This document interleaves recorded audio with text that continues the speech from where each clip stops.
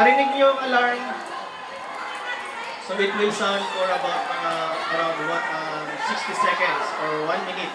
Pag sound ng alarm, response, yun pala. Yung response is drop, cover, and hold. So continues for 1 minute.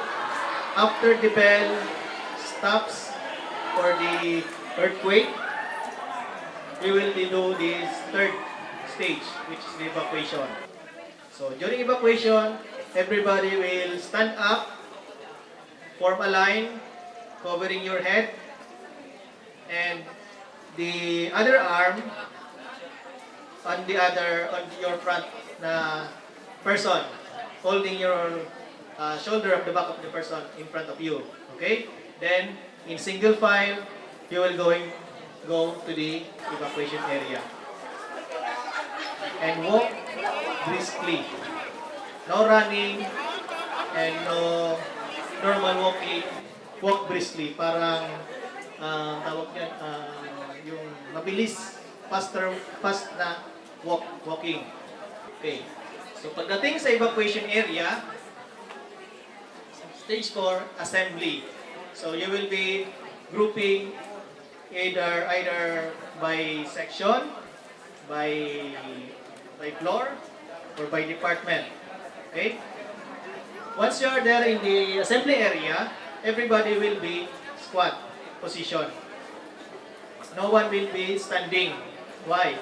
Because the roll call officer or the person in charge to conduct head count will be the one to be in standing position para makita niya kayo lahat. Kasi kung ang iba nakatayo, then yung mag-head count ay nakatayo din, hindi niya lahat makikita yung kanyang binibilang. Last part. The last part will be the evaluation. So we'll be critiquing you kung ano yung result ng inyong performance. Ating drill.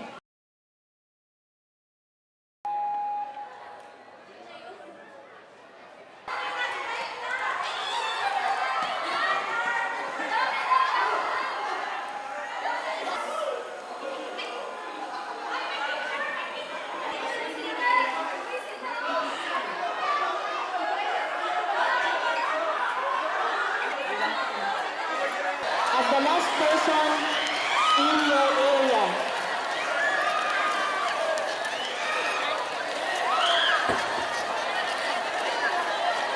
Please stop shouting.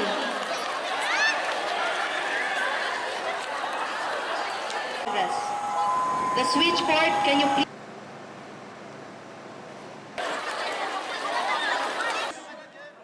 Do your head count.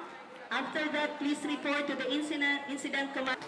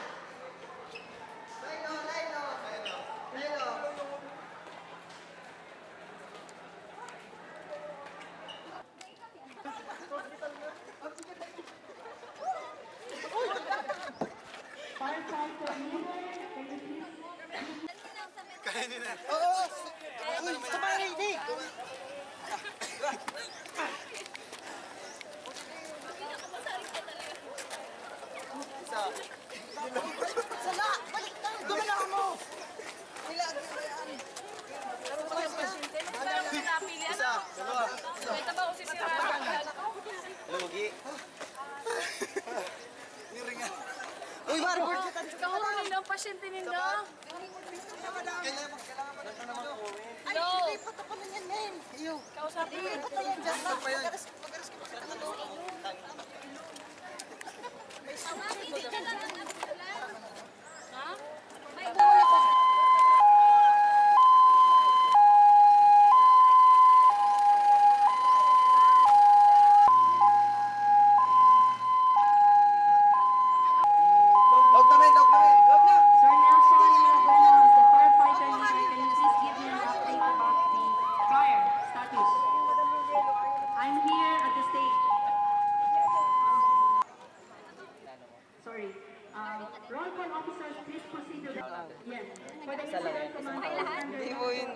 Taga-assist ko lang po.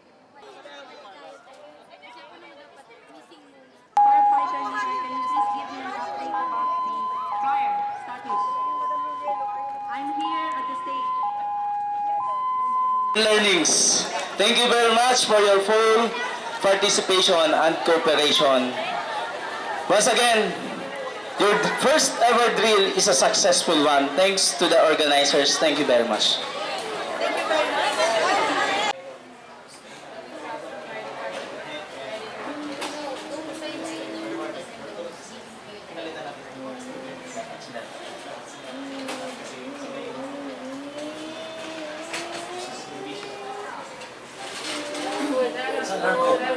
Yung alarm system. If we can do locally